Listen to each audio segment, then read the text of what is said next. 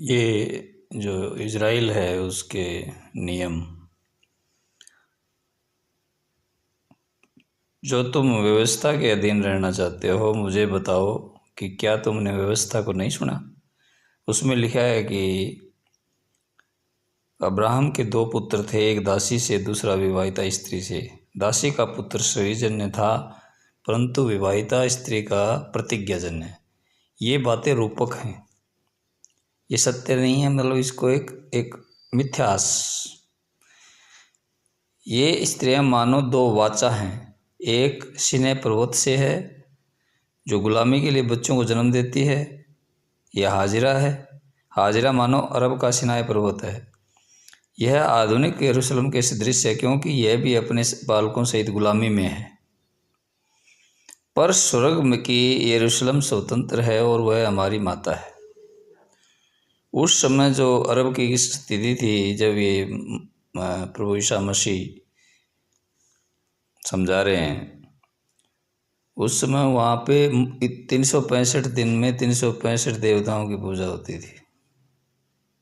मूर्ति पूजा का इतना बड़ा प्रचलन था और व्यवस्था इतनी खराब हो रखी थी। तो उस स्थिति के बारे में बात कर रहे हैं। जैसे हमारे सनातन संस्कृति ऋषि मुनियों की धरोहर,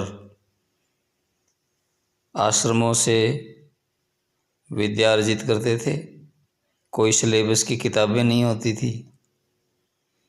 उन्होंने ध्यान साधना कर करके उस श्रुति और स्मृति के द्वारा इस पूरे विश्व में ज्ञान, उस समय देश की बाउंड्री नहीं थी, कोई सीमा ही नहीं थी। पूरा भारतवर्ष पूरे विश्व को कहा जाता था और सभी एक दूसरे के पास अपनी अपने बातों को शेयर करने के लिए आते जाते थे।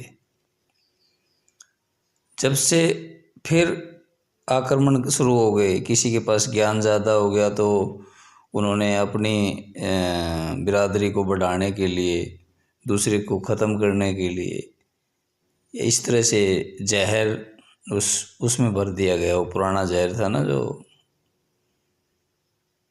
अपने आप को बचाने की, अपनी प्रकृति की परवाह करने लगे। जो खुद माया, जो हमारी अपनी खुद की रचना है, वो प्रकृति, वो आसुरी प्रकृति कहलाती है, जिसको बचाने के लिए हम उस ईश्वर की बनाई हुई प्रकृति का भी ध्यान नहीं रखते। इसी ही माया दो प्रकार की ये बताया गया है। वो माया हमारे अंदर की काल्पनिक माया है, जिसमें हम उस परमात्मा की, परमपिता परमात्मा सतगुरु की बनाई हुई इस विराट माया को दांव पे लगाते हैं। और क्योंकि हम कितने ही बड़े पढ़े लिखे हो जाएं, जब तक हम सिमरन ध्यान के द्वारा अपनी सोच को समग्रता में नहीं लेंगे, समग्रता मतलब समष्टि में नहीं लेंगे, जिसको आदिकाल से समष्टि कहा जाता है, या व्यापकता में नहीं लेंगे, हमारा कुछ जो हमारे पास है ना, वो कहीं नहीं जाने वाला है। हमें ऐसा लगता है, ये बताया गया है इसमें, किताबों में लिखा हुआ है कि मेरा सब कुछ छिन जाएगा। डर जाते हैं, कहाँ जाता है, कौन ले जाएगा, कहाँ ले जाएगा। मकान एक छोटा सा मकान है, उसके अंदर सारी दुनिया को भर लेंगे आप। वही है माया, जो हमारे रिश्तों में दरार डालती है, जो हमारे अंदर विरोधाभास पैदा करती है, जो हमें विचलित करती है, मार्ग से हटाती है। मैं किसी से अपेक्षा करूँगा तो मुझे क्या मिलेगा, उसकी चापलूसी करनी पड़ेगी। चापलूसी करनी है, चापलूसी नहीं करनी, कहीं भी प्रेम करना है। और प्रेम करेंगे तो हमें सब कुछ मिलेगा। चापलूसी से मिला हुआ माल नुकसान करता है। ये सनातन सत्य है ये। और इसी सत्य को अलग अलग भाषाओं में अलग अलग समय समय के जो फ़कीर हैं उन्होंने बताया है, लेकिन जो हम क्या बोलते हैं बटोरने में जुटे हुए हैं ना, बटोरते रहते हैं, फिर उसी में से फिर वो प्रॉब्लम पैदा हो जाती है।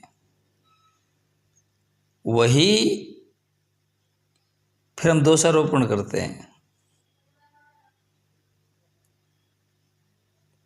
बात समझ में आ रही है?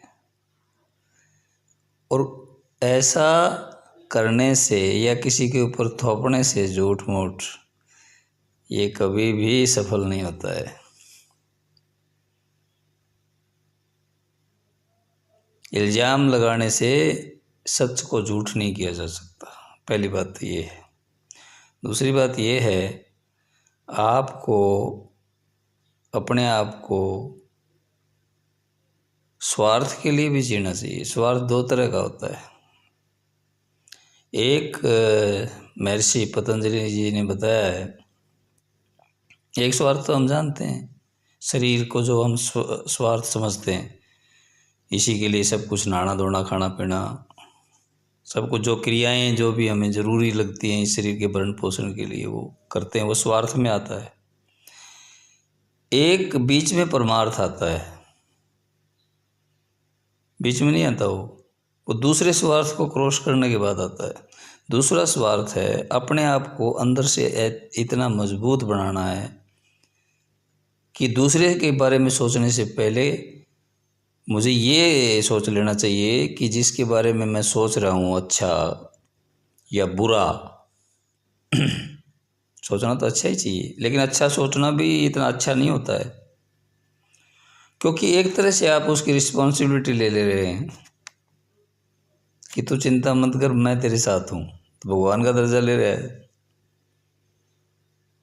ये समस्या क्रिएट करता है। उसकी जितनी हेल्प होती है किसी भी रिश्ते नाते में, दोस्ती रिश्तेदारी भाईचारा जो भी जैसा भी है जहाँ भी है, उसको वहाँ पे उसको करते रहो, बट ये नहीं कहना कि घबरा मत मैं तेरे साथ हूँ। तो आप किसकी पोजीशन ले रहे हैं? मैंने तेरे लिए ऐसा कर दिया, वो कर दिया, फलाना कर दिया, दिमकना कर दिया।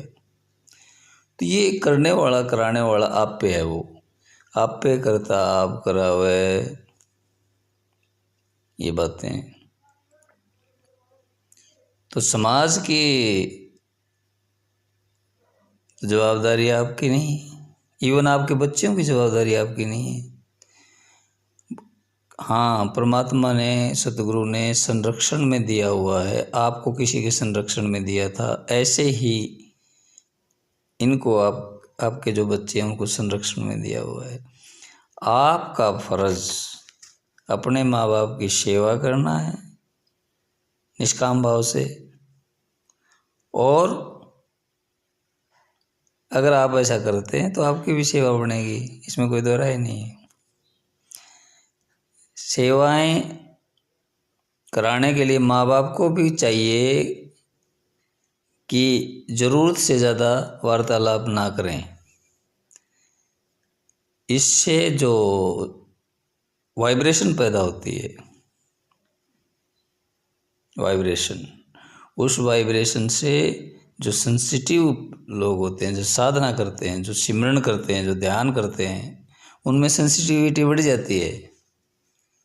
तो जब सेंसिटिविटी बढ़ेगी और जो वाइब्रेटेड पावर्स हैं, वाइब्रेटेड जो विचार वातावरण में घूम रहे हैं, वो विचार आके उसके दिमाग में घुसने की कोशिश करते हैं।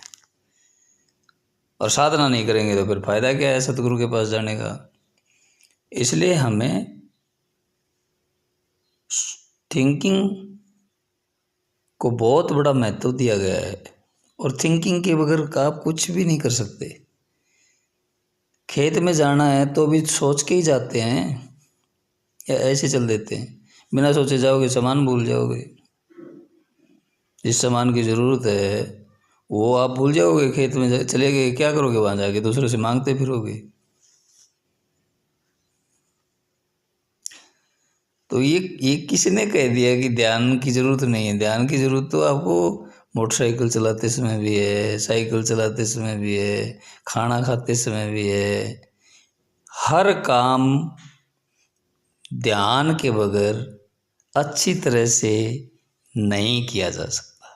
और जब आप पूर्ण सतगुरु की शरण में जा कर के फिर ध्यान नहीं रखेंगे कि मैं क्या सोच रहा हूँ, क्या बोल रहा हूँ, कैसे कैसे लोगों से संबंध स्थापित कर रहा हूँ, किसी से संबंध विच्छेद करने की आवश्यकता नहीं है, लेकिन कैसे लोगों से मैं ज़्यादा समय उनके साथ बिताता हूँ, ये आपके मनस पर प्रभाव डालते हैं। वो विचार आपके अंदर कौंधते हैं, आप उनको नष्ट नहीं कर पाते, आप परेशान होते हैं। और कोई कारण नहीं है किसी को परेशान करने का। आप दूसरों के विचारों से प्रभावित होकर के अपने आप को खराब करते हैं। आप दूसरों के विचारों से प्रभावित होकर के अपने परिवार, अपने रिश्ते, अपने सभी को संबंध विच्छेद की स्थिति आ जाती है। क्योंकि आपकी जो सेंसिटिविटी है, आपकी जो संवेदनशीलता है, वो सही है, आपने साधना की। लेकिन उन लोगों ने जो अपने आप को रिश्तेदार समझते हैं, जो भी समझते हैं, उनके अंदर वो संवेदनशीलता नहीं है। उनकी जो बातें हैं, अगर वो जो बात वो बोल रहे हैं वो और जो सोच रहे हैं वो एक है तो कोई दिक्कत नहीं। लेकिन अगर उसमें डिफरेंस है, बोल कुछ रहे हैं हंस के, सोच कुछ रहे हैं, तो ऐसा व्यक्ति उनसे प्रभावित हो जाता है। और सेंसिटिविटी को नियंत्रण करना बहुत कठिन है। सेंसिटिविटी अगर पूरा सतगुरु नहीं है, समर्थ सतगुरु आपका नहीं है, आप उनकी शिक्षाओं को आपने धारण करके आपने सुना पढ़ा, जैसे भी उनको नहीं पढ़ा सुना है, तो आपको बहुत, सतगुरु को भी बहुत मुश्किल हो जाती है संभालना। इसलिए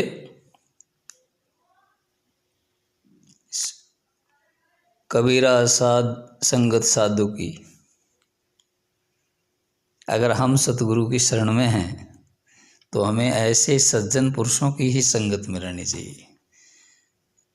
ठीक है, क्योंकि हम सभी को सज्जन नहीं बना सकते। जब तक आपको कोई सज्जन लगता है तब तक आप रहो, लेकिन जैसे आपको लगता है कि मेरे इसके विचारों में तो कोई भिन्नता है और मैं इससे जो संबंध जितना भी है उसको ये लॉन्ग लास्टिंग नहीं कर पाएगा, तो इससे अच्छा है, बेहतर है कि आप उसको बदलने की बजाय उससे दूर हो जाओ। बस अगर आपको वो समझ नहीं पाएगा। आप साधना को अगर कंटिन्यू रखना चाहते हो विदाउट एनी ब्रेक, साधना क्या है? जैसे अमर मस्ताना जी महाराज ने कहा है कि बैठ के साधना नहीं होती, चलते फिरते भी होती है, चलते फिरते और ज़्यादा होती है। उसको सहज सहज साधना कहते हैं उसको। और बैठ के अगर आपके पास टाइम है तो बैठ के भी करो, लेकिन सेंसिटिविटी पैदा होगी उससे, संवेदनशीलता और बहुत ज़्यादा पैदा हो जाती है। इसलिए मेरे गुरु की कृपा से मेरी सेंसिटिविटी बहुत हुई और मुझे उन्होंने जिस हिसाब से रखा, मैं उनका शुक्रिया अदा करता हूँ। सतगुरु अमर मस्ताना जी महाराज से लेके और अभी हाजिर मस्ताना जी महाराज तक